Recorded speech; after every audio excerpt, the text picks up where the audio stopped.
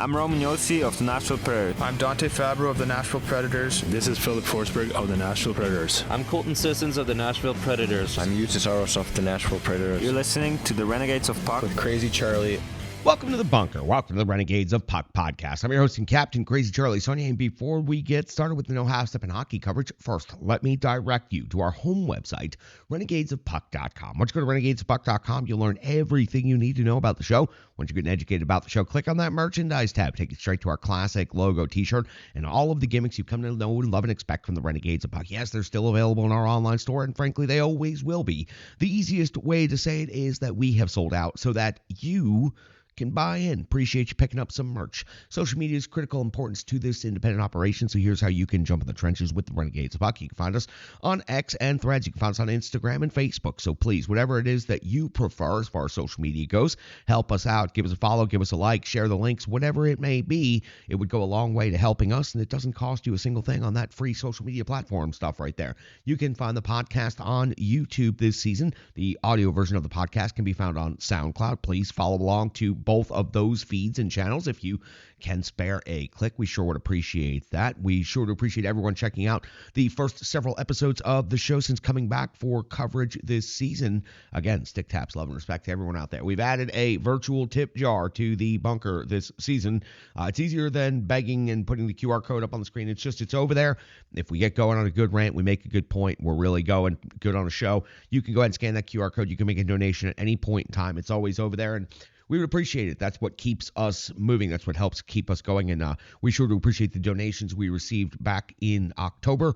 That helped us out quite a bit. So listen, I know it's time for the No Half Step in hockey coverage. So let me deliver the goods. It is time for operation number 919. That is right. Time for show number 919. And at this moment in hockey history, the Nashville Predators currently find themselves in 7th place in the Central Division. Yes, they started out by taking the long road all the way in the 8th place spot and started there for the first week plus of the season. But now they've jumped up to 7th place in the Central Division. After 8 games played, things are looking a little bit better.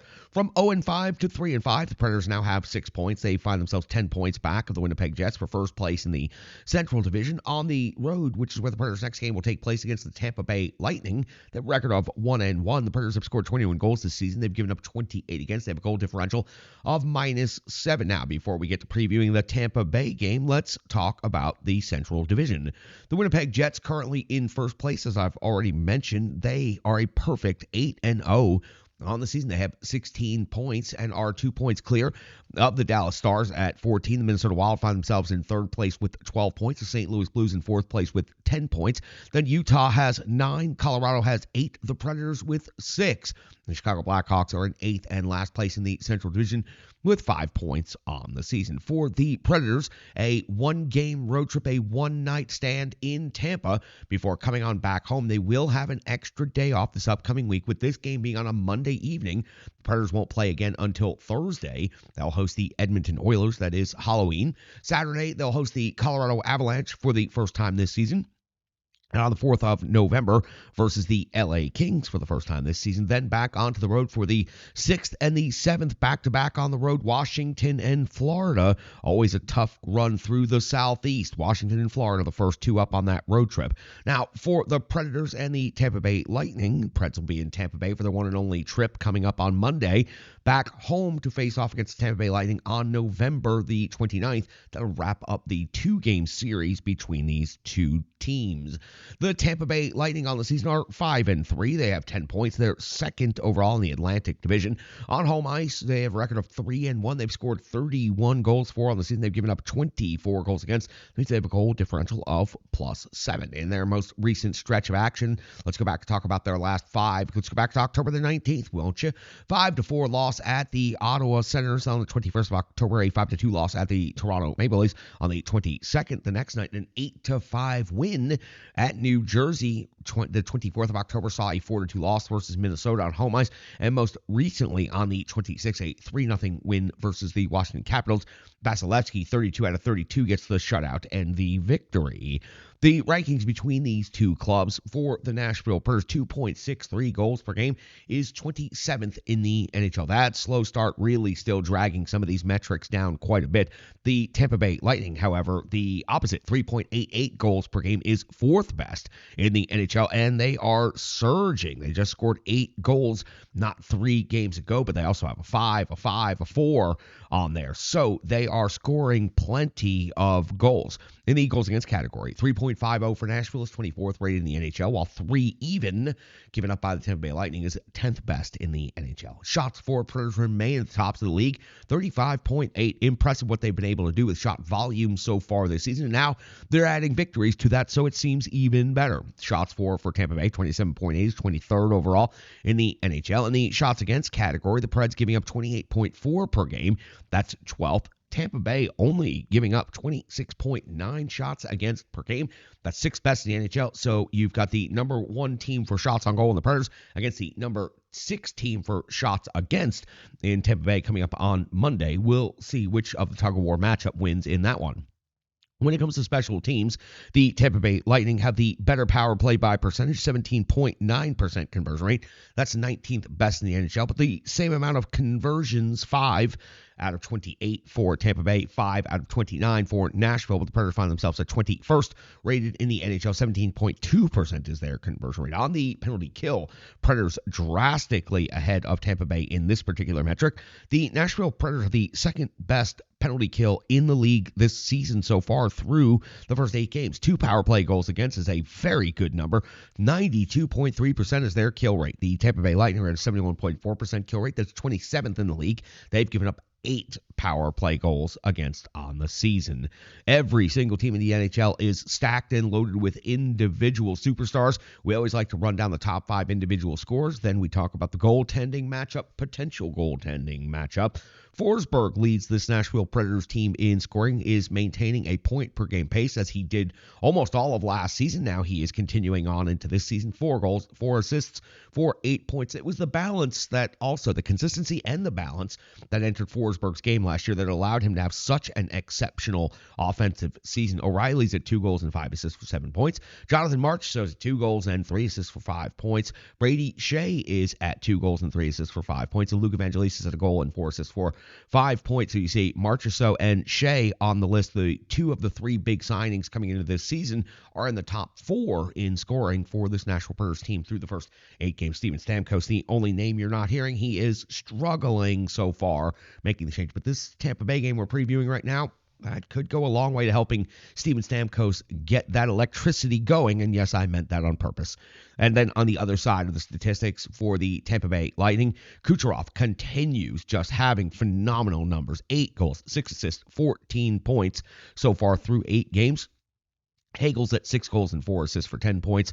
Sorelli's at 1 and 9 for 10. Hedman out there on the blue line, 2 goals and 6 assists for 8 points. And Paul, 2 and 6 for 8. Potential goaltender matchup sees UC Saros back in net after Wedgwood got the last start, a record of 2 and 4 on the season. The goals against a 2.74 save percentage of 908.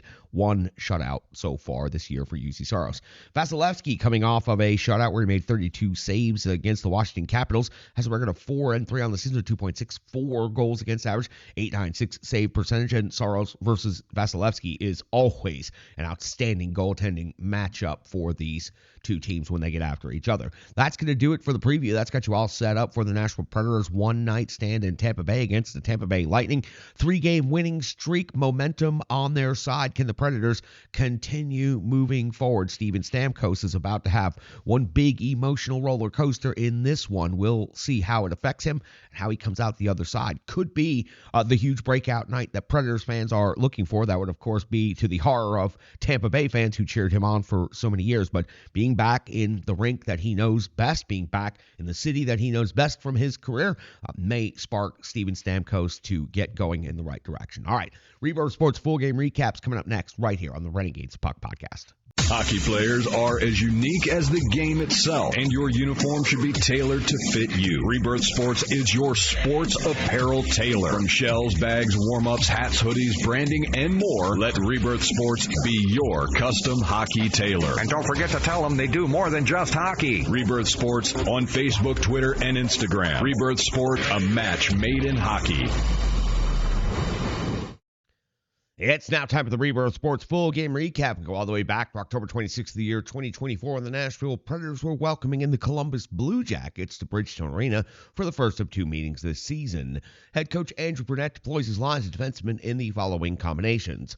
Forsberg, O'Reilly, and Marchessault, new look first line there. Stamkos, Novak, and Nyquist. Jankowski, Sissons, Evangelista, LaRue, McCarron, and Smith make up your fourth line. Yossi and Fabro, Luzon and Carrier, Shea and Shen are your defensive pairing. Wedgwood gets his second start of the season, second start as a Nashville Predator. We are 109 into the first period, and it's Monahan hitting the crossbar. Big scoring opportunity for the Columbus Blue Jackets here early in the first period. 3:24 into the first period. It's Wedgwood coming up with a save on Aston Reese. First shot on goal of the game. 7:26 of the first period. It's Wedgwood coming up with a save on Monahan. We go to the 8-11 mark at the first period. It's Tarasov coming up with a save on the captain, Romaniosis. It's the first shot on goal for the Nashville Predators coming at 8:11 into the period on home ice. At 8:57 of the first period, it's Wedgwood coming up with a save on Fantilli at the 9:47 mark. It's Tarasov coming up with a save on Philip Forsberg. Then just past the halfway point of the first period, we find Severson hitting the post for Columbus. So two pieces of iron in the first period for Columbus. 13:55 of the first period, it's Wedgwood coming up with a save on the bank at 17:38. Wedgwood, another save on Christian, and at 19:12, Wedgwood, a save on Fantilli sliding across. Strongest save of the period, and a really, really good save. His best save as a Nashville Predator to this point. Small sample size, but still. 19:59, we see Forsberg and Werenski going out to the box 2 minutes each. That's going to give a 4-on-4 scenario to start the second period. Shots on goal at the end of the first period. Columbus Blue Jackets have 8. The Nashville Predators have 6. And Wedgwood honestly kept the Nashville Predators in this one in the first period as the Preds seemed fairly lifeless against this Columbus Blue Jackets team. 43 seconds into the second period, it's Marchenko off to the box. 2 minutes for holding on Shea. This gives us the very rare 4-on-3 power play situation. Tarasov comes up with a save on Marchessault. Tarasov then comes up with a save on Stamkos. That would be it for the power play for the Predators. We return to 5-on-5 action. We find at 3:53 of the second period, it's Marchenko breaking through first goal of the game for Columbus, putting them ahead 1-0, his fourth of the season.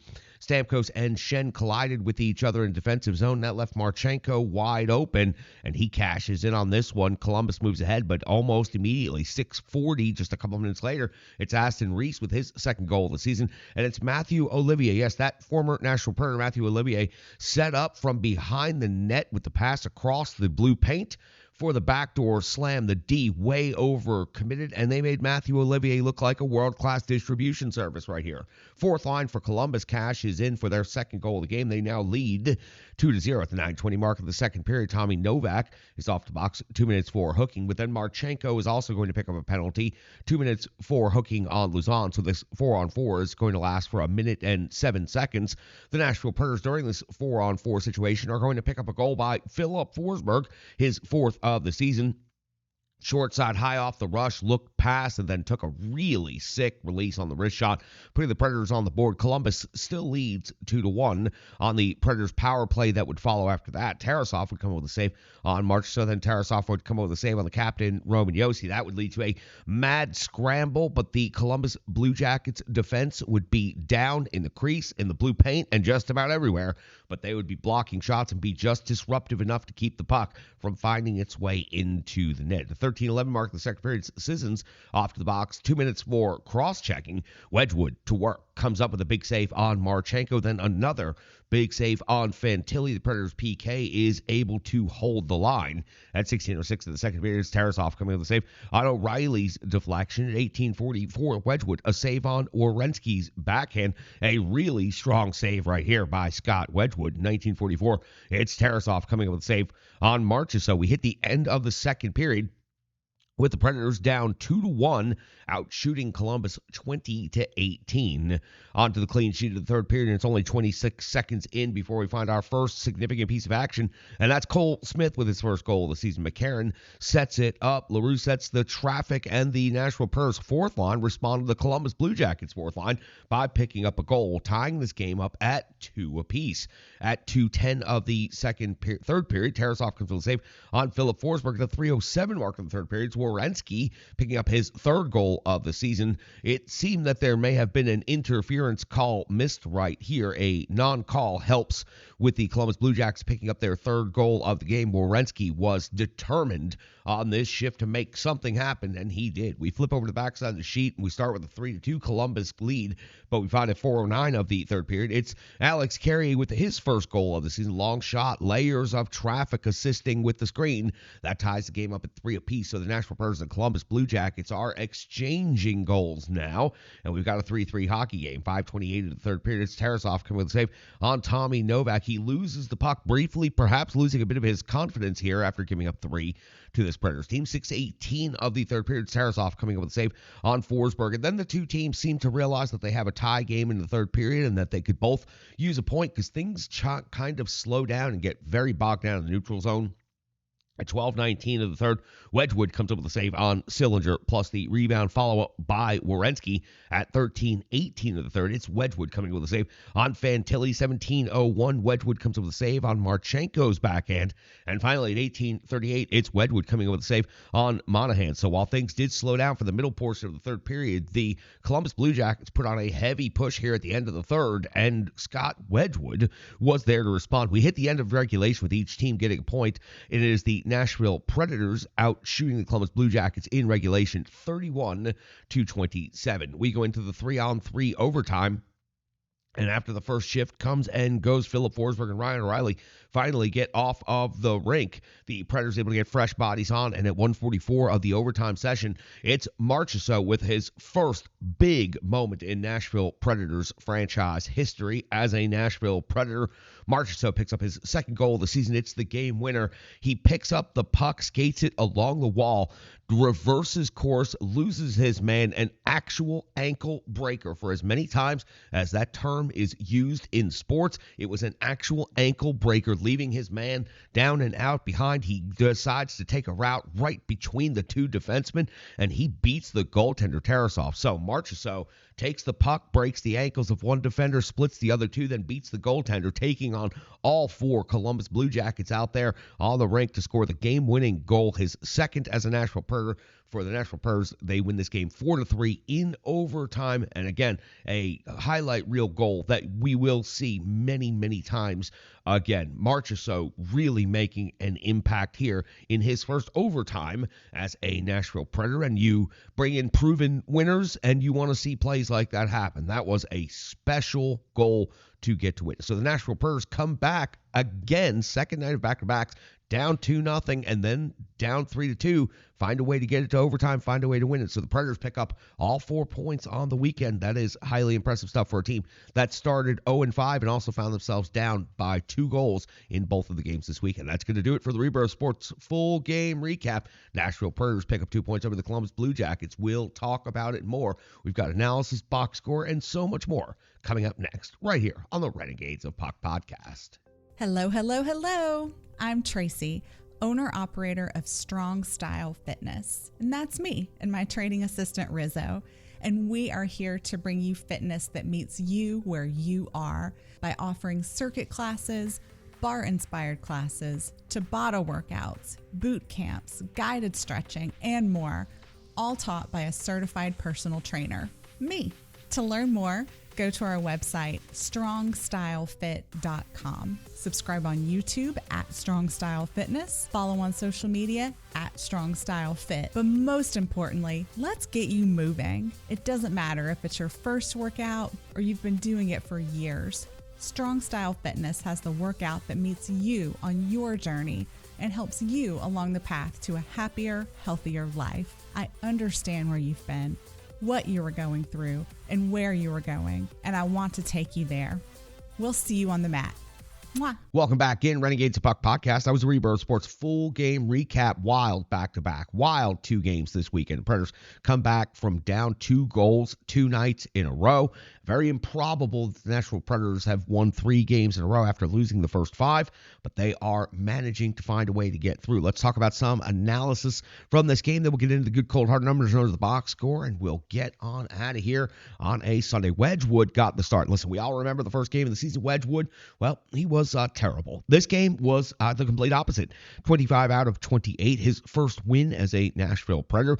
A really strong effort, especially early and late. Early in the game, the Nashville Predators didn't seem to have their skates under them at all. And late in the game, when the Predators maybe were starting to lose a little bit of fuel on the second night of back-to-back towards the end of the third period, the Columbus Blue Jackets made a heavy push in the last 4 or 5 minutes right there. And Wedgwood was strong in that opportunity, where Wedgwood probably lost a whole lot of the Predators fan base after his first start. I think he gained a whole lot of fans after this one. That was an impressive start on the home rink. And you know what? Good on Coach Andrew Burnett to give the backup goaltender the home start in the back-to-back scenario where the first game was on the road, second game at home. Wedgwood getting an opportunity to make that up to the home crowd. Good one there. 25 out of 28 in that game. And again, his first win as a Nashville Predator. Jonathan Marchessault, we've got to talk about this one. Game-winning goal in overtime. 5 shots on goal.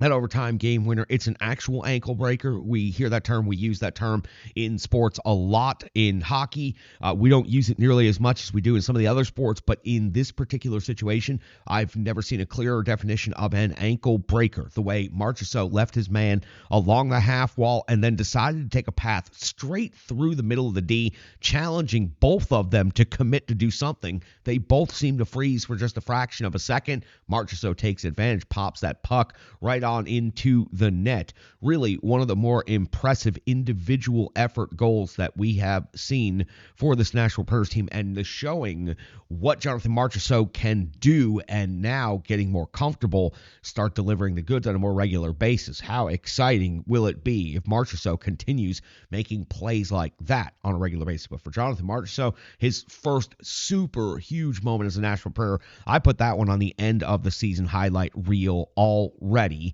And we're only 8 games into the season. Philip Forsberg also on the score sheet, again, his 4th of the season. That wrist shot was awesome. Went to the short side, went high after the brief look-off, fooled, then froze the goaltender just enough to be able to make that play happen. And that's a pretty hard wrist shot to hit with that accuracy. But Philip Forsberg has world-class skill. He's on a point-per-game pace again this season. 8 points, 8 games, 4 goals now on the season. So Philip Forsberg is continuing to be consistent on the offensive side of things. Cole Smith picks up his first goal of the season. Also had 6 hits in this game, and it was the jam. It was the jam. It was the jam. We talked about it so much the first couple of games. What were the Preds missing? They were missing the grease. They were missing the grit, the grime, the dirt, the jam, all of those things that I love so much. They weren't going to the hard areas. They weren't paying the price, and they weren't working. The fourth line, for as much as you would like to criticize some of the players on the fourth line, last night the fourth line went out there and they did exactly what you need to do in this sport. They brought the jam. It is no coincidence that since LaRue came into the lineup, that the fourth line is playing a much better brand of hockey, causing mayhem, and now adding to the score sheet. This goal by Cole Smith, highly impressive and important stuff at a very important moment when the Predators needed it most. Their fourth line coming through for them, and we're going to do a second point about the fourth line because it was just that important. LaRue with his first assist, a first NHL point, and plus doing so much more out there on the rink, bringing the energy, bringing the jam, bringing the effort. 6 hits in this game as well.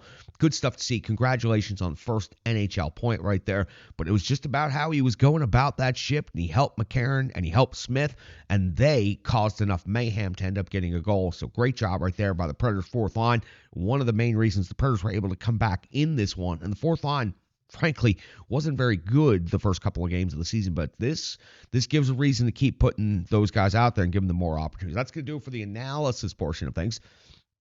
Let's hear from our good friends at Stripe Digital. Let's come back. Let's get to the good, cold, hard numbers known as the box score. And then we've got to visit third night for Spartans versus Toledo Cherokee. The Red River Massacre looming on the horizon. Can the Spartans turn back the Cherokee on the final day of the 3-game series? You'll find out about that in just a couple of minutes. Let's take a quick break right here on the Renegades of Puck podcast. The digital environment can be quite intimidating, time-consuming, and cumbersome, especially with all those other areas that need attention at your business, and that's why Stripe Digital Solutions is here to help. I know because that's exactly what Stripe Digital Solutions did for me and the Renegades of Puck. From designing my home website and helping me create my merchandise to special event posters, brand building, and social media management. But it's not just that, it's so much more. Stripe Digital Solutions has helped me every step of the way. From startup to full-time operation, Stripe Digital Solutions has been there to assist and advise every single step of the journey. In today's fast-paced world, the path to success is having a strong digital partner, and nobody is better in the trenches than Brandy and Stripe Digital Solutions. Get the solution before it's even a problem with Stripe Digital Solutions. Welcome back in. Good, cold, hard numbers. Known as the box score. Your goal scorers for the Nashville Predators: Philip Forsberg, Jonathan Marchessault, of course, with the overtime game-winning goal. Cole Smith and Alex Carrier also picks up a goal in this game. Your assists go to LaRue, McCarron, O'Reilly, and also Brady Shea picking up an assist in this game. When it comes to shots on goal, Philip Forsberg leads the way with 7. Roman Josi had 6, and Jonathan Marchessault had 5. Block shots, 3 was the highest number, and that was by Luzon. Then Dante Fabro, coming back into the lineup, had 2 block shots in this game. In the physical component of things, the physical category, 6 hits for Cole Smith, 6 hits for LaRue, 5 for Forsberg, and 5 also for Luzon. So good job by the Nashville Predators when it comes to your time on ice leaders. Good job managing the time on ice the night before. Back-to-back scenario is always difficult for the coach to manage through. 1903 is your time on ice leader. That's Marchessault, including the overtime game-winning goal shift. 1828 for Philip Forsberg, 1746 for Steven Stamkos. On the defensive side of things, quite a different story, though. Roman Josi, 27-10 in the second night of back-to-backs. Also 21-56 for Shea, 20-45 for Luzon, 20-26 for Alex Carey. That's a lot of minutes by the D right there. When it comes to the power play, the Predators were 0 for 2 in this game. Your power play time on ice leaders, 2:35 for Stamkos, 2:30 for Marchessault, 2:17 for Roman Josi. The PK was a perfect 2 for 2, and they continue being one of the top penalty kill units in the league. Your penalty kill time on ice leaders, 144 for McCarron, 139 for Cole Smith, 118 for Jankowski. And on the defensive side of things, 140 for Luzon, 127 for Shea, and 118 for Alex Carey. Scott Wedgwood in net, 25 out of 28, 3 goals against, picks up the win, 893 save percentage, 22 even strength saves, 2 power play saves, 1 shorthanded saves. A couple other numbers falling out of the box score. Face-off winning percentage, Preds on the positive side again at 50.9%. 39 hits is a nice big number, and everyone was getting involved in this one. 14 block shots, 8 takeaways, 18 giveaways. The first half of this game, again, the Predators finding themselves quite sloppy. The Predators need to find a little bit more consistency, but again, when they find a way to come back on the second night of back-to-backs from down 2 goals and secure a victory with the backup goaltender in net, you don't want to be overly critical. That's the type of thing that can be a big positive. So the giveaways right here, I'm not going to really harp on too bad. That's going to do it for the box score. Listen, night 3 of the Red River Massacre, the Spartans versus the Toledo Cherokee. Let's take you to Clarksville, and let's find out how the weekend series ended. We come into this game with the Toledo Cherokee just 1 point behind the Red River Spartans for first place in the Great Lakes Division of the USPHL Premier. We go to Ford Ice Center in Clarksville, Tennessee right now. A combined score of 19-4 in favor of the Cherokee through 2 games so far. 274 total penalty minutes, and the Toledo Cherokee outshooting the Spartans 130-64 through 2 games. Day 3 of a 3-game set coming to you Sunday afternoon right here from Clarksville, Tennessee, USPHL Premier Great Lakes Division rivalry action. At the other end of the rink, there's a big hit right there, our first big hit of the game, and that's going to be Wharton. Ingersoll got there first, but unable to take the possession away. Good tip in front. Huge save by Bonneville. Incredible save right there. Big hit right there. Oh, and Ingersoll doing a good job on this penalty kill shift. Pass across the slot area, finds nobody. This is going to allow the Spartans a chance to break out. Gonzalez has Davidson, potential 2-on-1 shot on net. Gonzalez gets to it. Davidson with the rebound follow-up puts it in the net.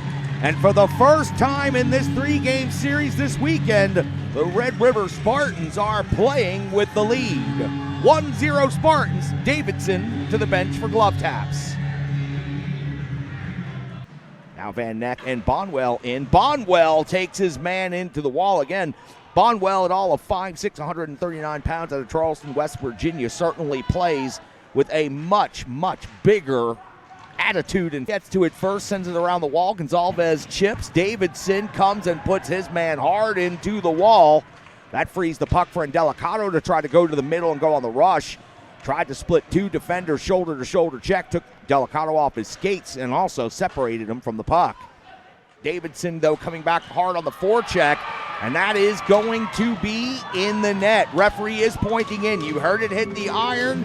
Referee determines that that puck is in the net. It was cleared immediately, but Toledo is on the board with a good goal.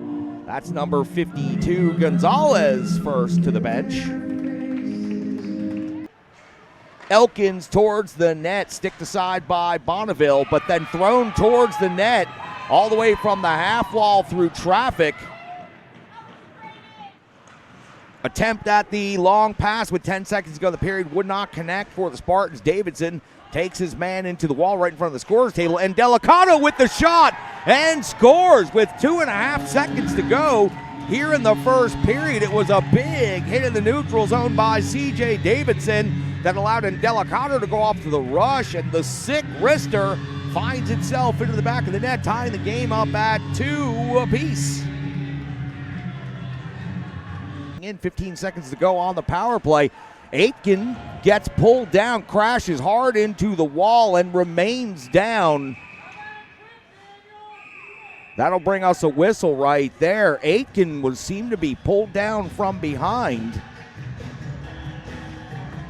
Gets the puck. Two players from Toledo crash into each other. Spartans across the line with two. Martino is denied right on the doorstep.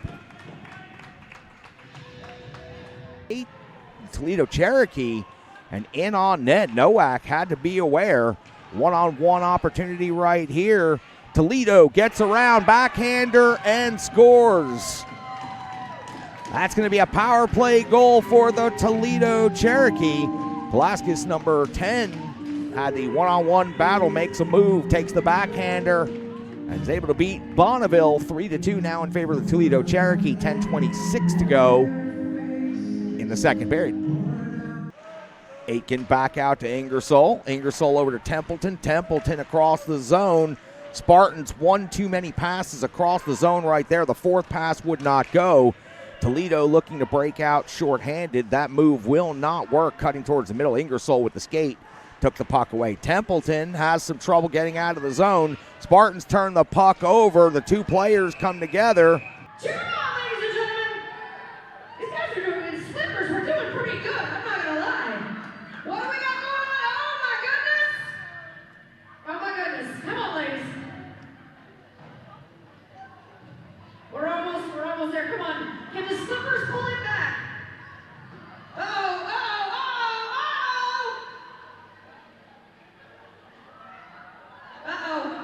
Woman down. It is so close. There's our winners.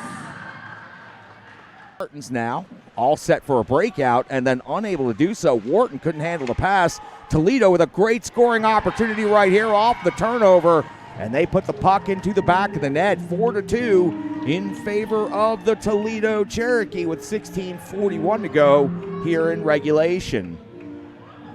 Sikowski puts a big hit on, helps force a turnover. Spartans looking for the opportunity. Templeton and Crawford collide behind the net. That's going to bring us a whistle with 14:35 to go here in the third period. Toledo looking to break out. Puck hits the linesman on the way out. Elkins gets run over by Indelicato. Elkins stays down.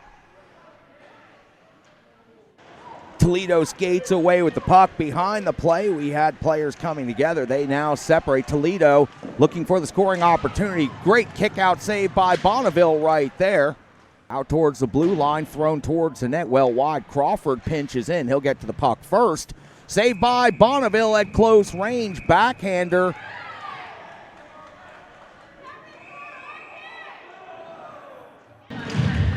C.J. Davidson with a total of 12 more penalty minutes, continuing to add to our well north of 300 PIMs for the weekend series.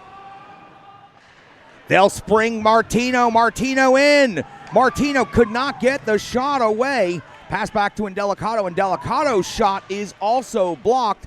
Toledo gets a hold of the loose puck, looking to throw it towards the empty net. Spartans, though, cut that play off, keep it in. Now it's dumped all the way the length of the ice. That's going to be whistled down for an icing with 1:33 to go. Sunset just outside the windows here at the Ford Ice Center in Clarksville. And unless a late rally is to come, Sunset also coming for the Spartans on this 3-game homestand.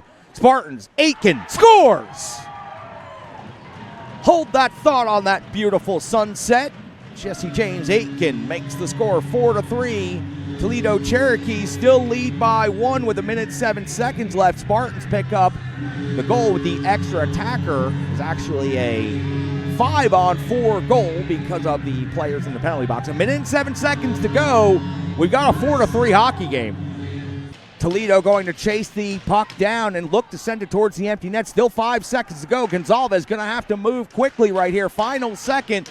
Shot from the length of the ice goes wide, would not have counted anyway. And the Red River Massacre has been completed by the Toledo Cherokee, sweeping the 3-game series this weekend, dramatically outscoring the Spartans by a combined score of 23-7, and coming back from down 5 points in the Great Lakes Division to take over first place. The two teams exchanging unpleasantries. I'm Charlie Saunier, voice of the Red River Spartans, while they continue over at the official scorers table, wrapping up the final penalties and the final paperwork. We'll go ahead and sign off here from the Ford Ice Center in Clarksville, Tennessee. Welcome back in Renegades of Puck podcast. The Red River Massacre.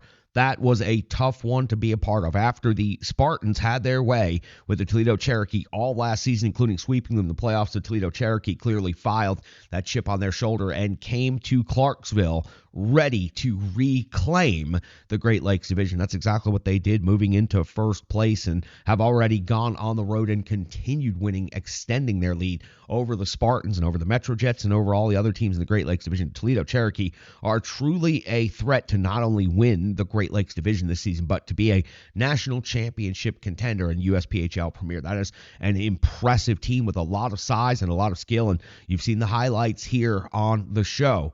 Really, truly a well-put-together hockey club there in Toledo. Let's close this show out. Operation number 919 is about to go in the books. Back-to-back 2-goal comebacks. Back-to-back victories for the Nashville Preds after starting the season 0-3. They're now on a 3-game win streak. Keep the momentum going. Keep riding that momentum. Keep building that chemistry. Find a way to get Steven Stamkos going. And for the Nashville Predators, things are trending in a good direction right now. Keep going. LaRue is clearly a very positive thing since being brought up. The Nashville Predators have not lost the game. They will lose games with him in the lineup, but right now he is helping immensely out there by bringing the energy, bringing the excitement, bringing the exuberance to the lineup, and that's exactly what the Nashville Predators need. They have proven winners. They have pros. They have some guys that are moving up from rookie level status to that next level of starting to become veteran players.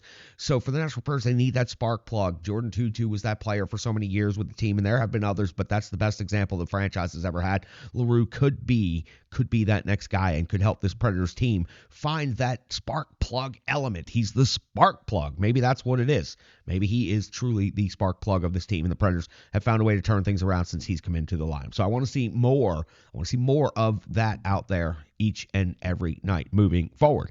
That's going to do it for operation number 919. Appreciate you guys. I appreciate your viewership, appreciate your time, and most importantly, I appreciate each and every one of you. I'm your host and Captain Crazy Charlie Saunier. Stick taps, love, and respect.